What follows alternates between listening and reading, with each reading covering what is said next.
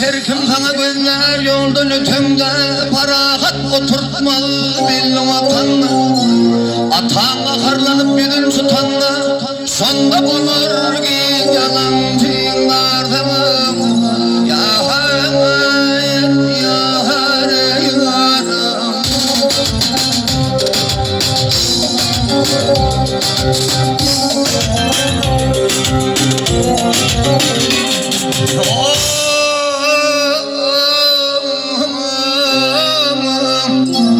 İlk akşamdan sözünü düşersin, hakkının ayarmasın, garip kasar.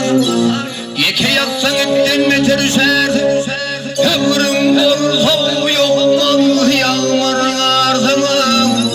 Ya hayat ya hayat.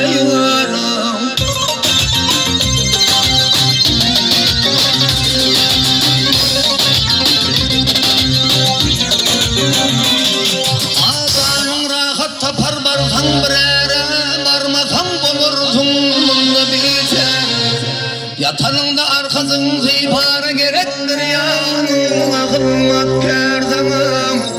Ya hayat ya hayat.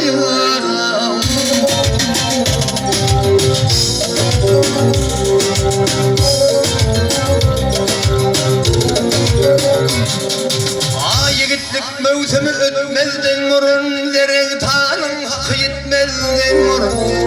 Hedir bolgun vaktın ötmezden vurun, vaktın mesavun tam kim arar sana.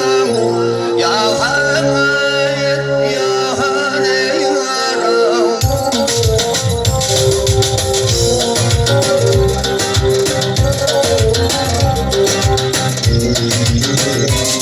Akelinedir ukva işin bitirgin, oğlanların muradına yeter. Kısmetine kail olup oturgun bir Meryem.